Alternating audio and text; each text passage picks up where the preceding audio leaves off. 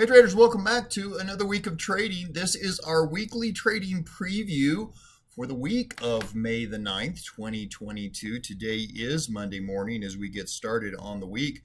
Should be another busy week, another interesting week. We want to look and start with the technical indicators on a weekly basis. Now, in the trading room, we do look at these numbers in a little bit more finite manner. We look at it on a daily basis, but on a weekly basis, just to give you sort of a bigger sort of 30,000 foot view, if you will, you can see that we are still very bearish, still basically in a strong sell mode with all of our technical indicators. Moving averages still holding above that 100-day weekly moving average, but we have broken down below that on a daily basis. So everything, again, still looking fairly weak as we progress into this week. We've talked about this several times with regards to the market. Now I'm using a chart of the SPX here. We usually like to use the futures contract, but I just pulled the SPX here this morning because I think it just is a little bit clearer picture. But you can see that we're in this really big chop zone. We've been in this big chop zone here for a while of just extreme volatility down here about 40.50 on the downside and up here on the top at about 43.10. That's a pretty big range. It's almost a 300-point range for the S&P, which is pretty large relative to what we've seen in the past. And we seem to just be chopping around in there. Most of our technical indicators look like they're trying to flatten out here, but I'm looking at the futures right now this morning as we are getting ready to open up, and it looks like another ugly day. And we very well could easily push down below that support level. It's been a support level going back quite a ways, but if we break that level, we're looking at 38.80. Somewhere down around 38.80 would be the next level down. So we're running out of support levels, I guess is what I'm saying in the marketplace. There's not a lot of support levels down below where we're at until you get a lot lower down the range. Still like consumer services. Consumer services is an area, and I'll give you an idea of one of the ticker symbols that I'm looking at this week. That's one of the areas that has performed the worst and I think has the best value in terms of looking for long opportunities in this market. Of course, energy continues to outperform. We understand the geopolitical issues there and why that might be the case. It is interesting that as absolutely volatile and kind of scary last week was, you can see 2 weeks ago, obviously it was just an ugly week. Well, this is our heat map from last week. You wouldn't think that that's what the heat map would look like from last week, but we basically just, again, we churned in that range. You saw some massive moves to the upside, some big swift moves to the downside, but it was pretty much a mixed week at the end of the week. So we'll see how it, again, looking right now, just probably about 2.5 hours or so before the market opens up here Monday morning. And S&P futures are looking down almost 85 points at the open, which is a huge, huge move for the S&P futures contracts before the market even opens. So again, we might see a lot more red this week. We'll see how it goes. 2 weeks ago, obviously, was an ugly week. We saw just big, broad sell-offs across the board. There wasn't really discriminatory at all. This last week wasn't much better, but we did have some sort of standouts in the S&P. The S&P really had a few areas that were actually pretty impressive. So we'll talk about a couple of those here in just a minute. Some things that I think you might want to put on your watch list going forward for maybe some potential long opportunities. We always like to look at the put-call ratio. The put-call ratio is an indicator that shows the put volume relative to the call volume. You know, how many people are buying or selling puts versus calls. Puts are usually obviously used to hedge against market weaknesses, or look on a decline potential in the marketplace. Calls are used to hedge against market strength or bet on an advance. So put call ratio is above 1 when puts exceed call volume. Okay, it's below 1 when calls exceed put volume. So it's just a way to gauge market sentiment. Market sentiment's deemed excessively bearish when the put call ratio is trading at high levels, and it's bullish when it's at low levels. So you're looking at something above 1 or below 1 to determine that bullish or bearish nature. Now you can see the relative put-call ratios that we have in the marketplace right now versus last week. So this is, I guess, 2 weeks ago, and this would be our last week's results, right? Put-call ratio is getting a little bit better, but not much. Still very bearish in terms of the put-call ratios.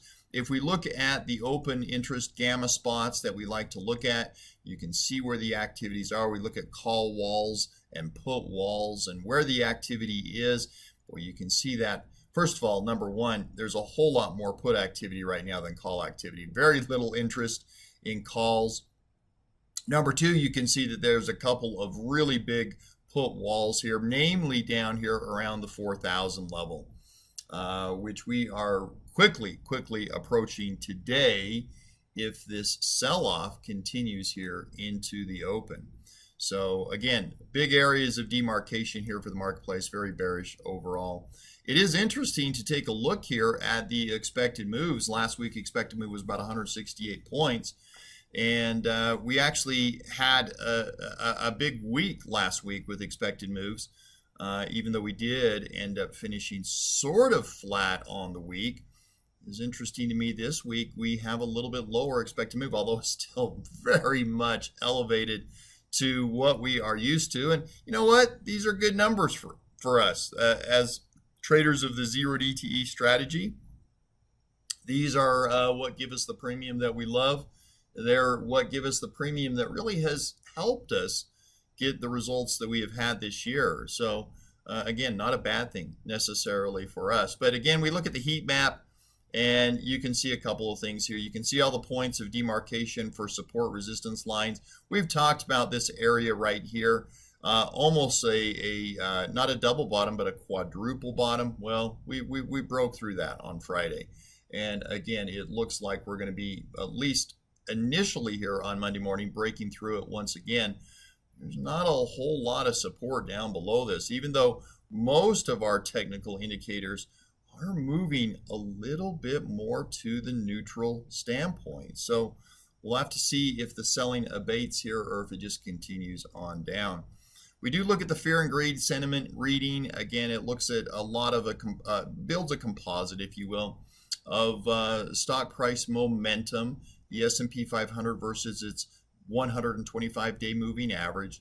We look at stock strength, and that basically is just looking at the number of stocks hitting 52-week highs and 52-week lows. So it looks at the divisor there. Stock market breadth, the volume of shares traded in those stocks that are on the rise versus those declining. So that's a big one right there, looking at the actual breadth of the marketplace. We've talked about the put-call ratio, junk bond demand, market volatility. We would look at the VIX in terms of that, and then safe haven demand. What's the difference in return from stocks versus treasuries? There's always a sort of demarcation point there. They usually decouple. We've seen a lot of sort of warning signs lately being flashed in the treasury market with regards to maybe where stocks might go in the future. We look at that fear-greed index, and it is getting, again, sort of down to this extreme level here. We haven't really moved too much from the previous week, but we're still not down into this extreme fear area. And that's the thing I think that the market is looking for more than anything. You know, the fear greed sentiment reading, it is sort of a contrarian indicator.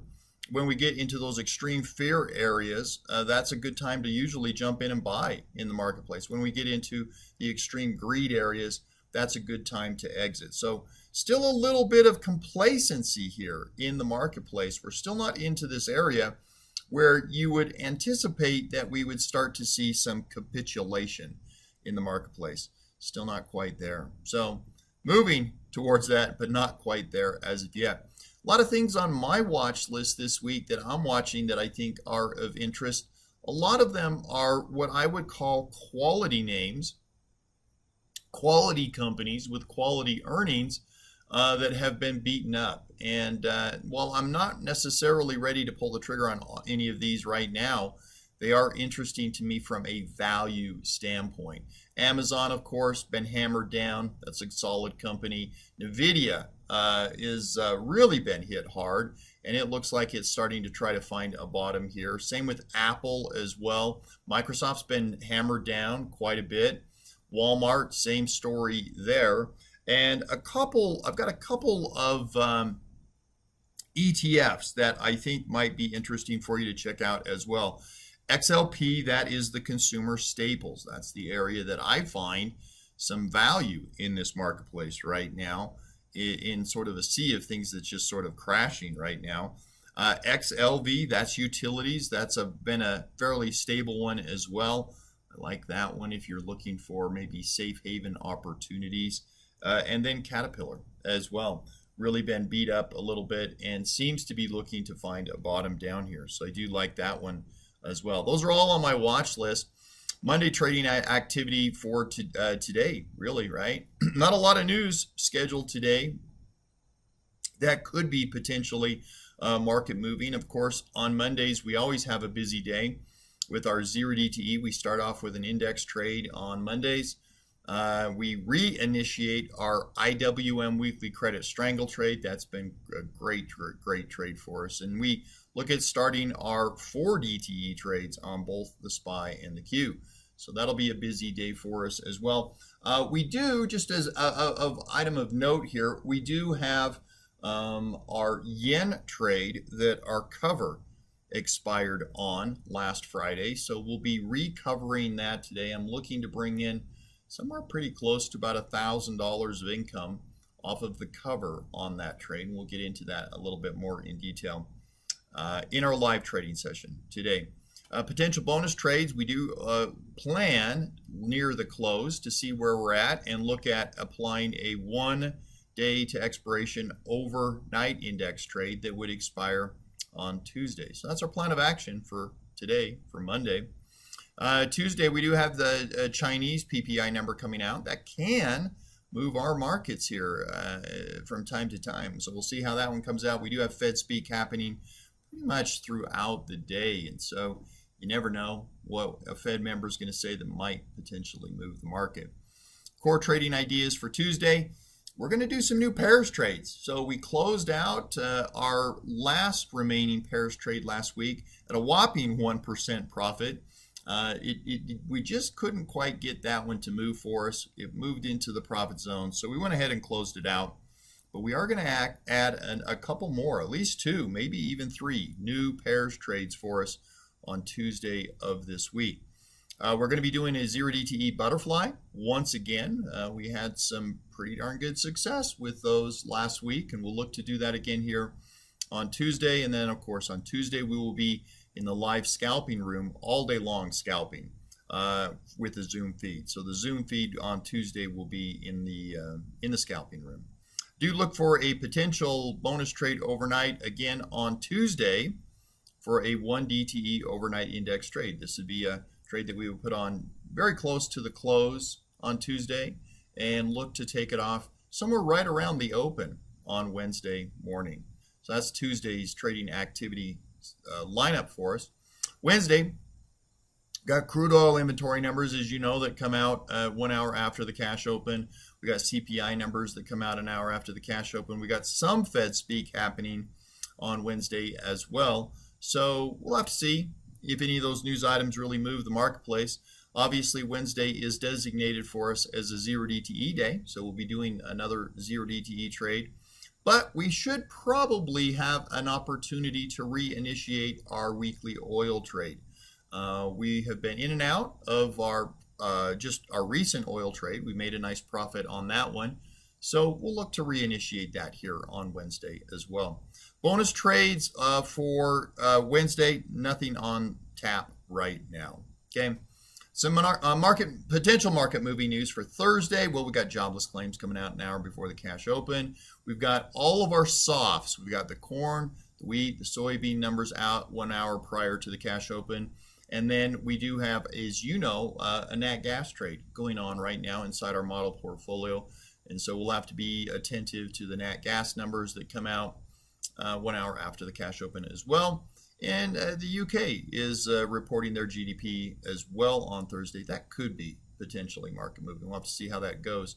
But our core trade ideas for Thursday, we're going to take advantage of those sales numbers that come out on the corn, wheat, and soybeans. We're going to take a look at 2 new commodity soft trades. And of course, we will be scalping all day long on our live Zoom feed on Thursday. We are looking for, again, on Thursday, another potential bonus trade as well. We're looking at a 1 DTE overnight index trade. Take a look at that right as we get close to the close.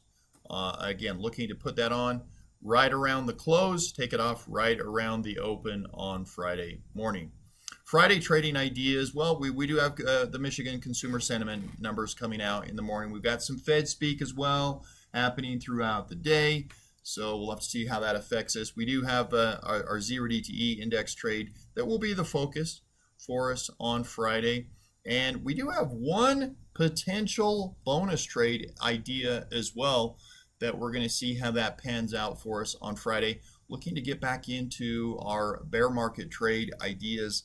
That strategy, of course, has just been amazing over the last 3-4 years. It's really been one of the most successful strategies we've ever been able to deploy. Now is a great time, obviously, in this marketplace to put on a bear market trade. So we'll get into that a little bit more in detail as we get into Friday's session. Our results. Let's go over our updated results here based off of last week's numbers. You can see that we've now had 53 days of 0 DTE opportunities. That gave us 87 total trades. We don't get 2 trades or 3 trades in on every single opportunity, but we have been able to double and triple dip quite a bit this year just because of the amount of volatility that we've had.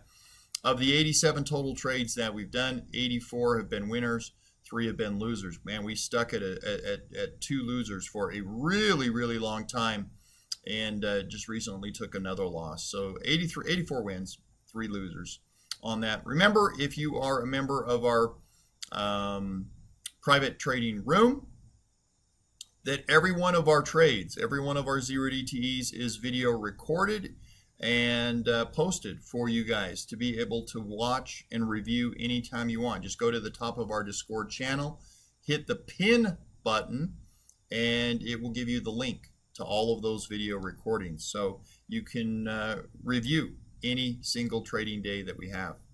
Other trading activity that we've got going on, well, our 4 DTE trades, we had a good week with those last week. Booked wins on those. We are now at 73 wins and 7 losses since inception back in December of 2020. Our IWM weekly credit strangle, another good week there. We've had 18 total trading opportunities this year to do those trades. We've taken advantage of every single one of those weeks. Many occasions last year, 2021, where the premium just wasn't there to be able to get one of those trades done, and we would have to skip a week here or there. But again, the volatility this year has sort of made a nice opportunity for us where we haven't had to deal with that. And so 18 total trading opportunities. We've done 18 total trades. Knock on wood, every single one of them so far has been a winner, and hopefully they continue to be that way. But very flexible trade. It's one of my favorite trading strategies. You guys know that. Our pairs trades, we've had 16 total trades now, 16 winners, 0 losers. Don't have any positions open right now.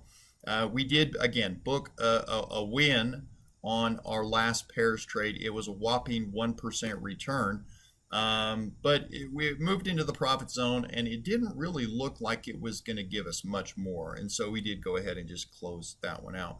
Obviously, we'll have a couple more here coming your way this week.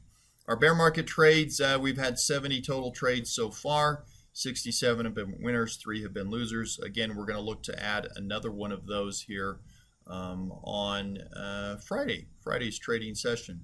Our Tuesday, Thursday 0 DTE butterflies. Now, again, we're not quite up and running yet with the CBOE yet on the Thursday trading sessions for butterflies. That's coming next week, I believe.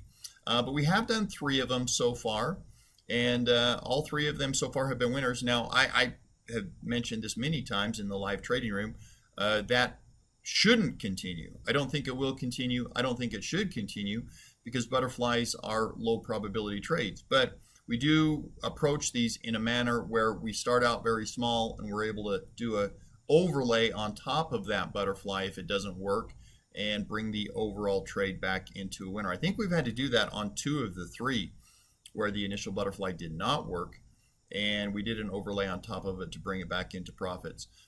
This last Thursday's butterfly was not very impressive, but we did bring it down to about an average return so far last week on the Tuesday, Thursday sessions of about 7%. 7% return. So pretty nice results there. Scalping wise, last week, there's a lot of ways you could look at last week. So my goal for scalping is to try to make $500 to $1,000 a day on the scalping program. And I met that goal on Tuesday and made $500 of profit. But I was up to $1,300 and I gave most of that back. Just got a lot of chop on Tuesday, and even though I was running fairly tight stop losses and doing everything that I could to trade effectively and trade well, I gave a good portion of that back. So little bit of a disappointment for me on Tuesday, even though I did technically meet my income goal. It could have been much better. And then of course Thursday was probably one of the best days that we've had all year to scalp. And I was out of the office most of the day. I got just a couple little teeny tiny pieces of that big huge move that we saw on Thursday. Thursday could have been an $8,000, $9,000 day quite easily if you would have caught that move. But it's hard to do that when you're out of your office running errands all day long. So it was a missed opportunity probably for me on Thursday, but I was able to catch just a little bit of that. But again, a couple things here that you'll note on our approach for this week. You know, I'm looking at the futures market right now down 80 points before the open here. Shouldn't affect us at all, right? We are focusing on our 0 DTEs, which we don't care what direction the market moves. We are focusing on our bear market trades. We don't care, you know, obviously those benefit when the markets come down. We're going to be putting on some pairs trades this week, which it doesn't matter at all what the market does, because that's a trade where you're just basically trading one long position against one short position. And it doesn't matter if the market's going up 800 points or down 800 points. You're just trading the difference between the twos. So those are very well sort of attuned for what we need to have in our portfolio right now in this type of marketplace. And then, of course, our commodity softs that we're looking at putting on Thursday, those are something that we like to say in the market but not of the market. They trade in the stock market, but they don't move with the stock market. So we don't care what the market's doing on those trades, and they move very independent to those. We love those. Obviously, scalping, it doesn't matter what the market does. So we're in a nice position right now to be able to say, you know what, whatever the market does this week, we don't really care, and it shouldn't affect our outcome. So that's pretty powerful for us. Last but not least, our asymmetric trading system. Just absolutely thrilled with that darn thing. We absolutely killed the market last year. We did it at 65% less risk. We are ahead of the market this year, and we're doing it at about 75% less risk. We measure risk based off of standard deviation or volatility, and we're about 75% less volatile right now than the market is. If you need a safe haven, that's probably a good place to look. So anyway, that's an overview, guys, for our results.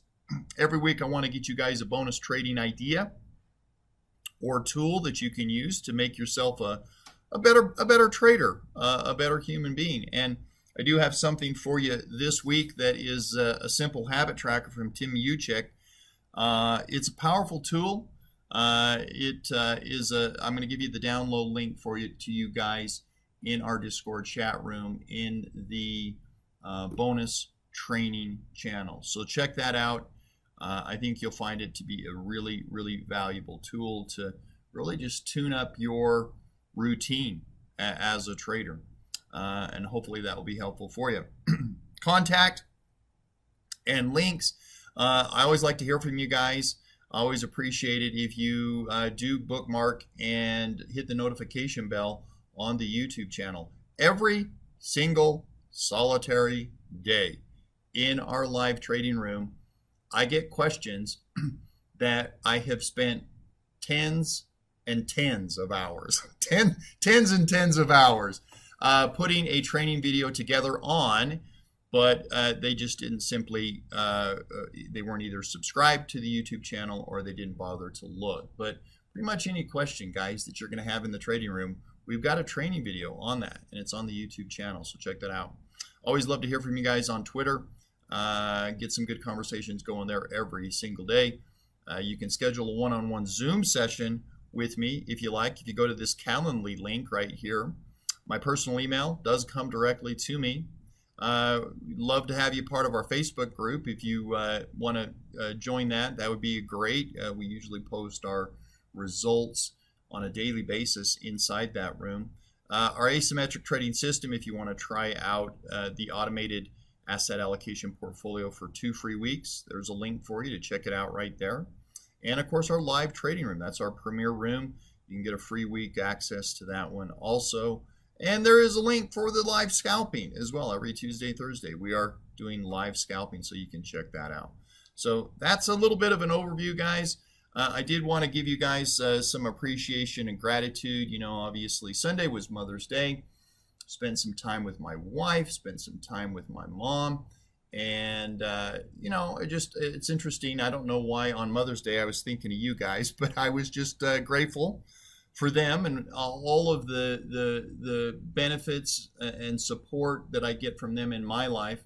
And you guys are awesome too. I appreciate the trading community that we've been able to build here. I appreciate all of your guys' support. So again, thanks once again, guys. We will see you in the live trading room here in just a few hours here this Monday morning. Take care, and I hope you have a great trading week.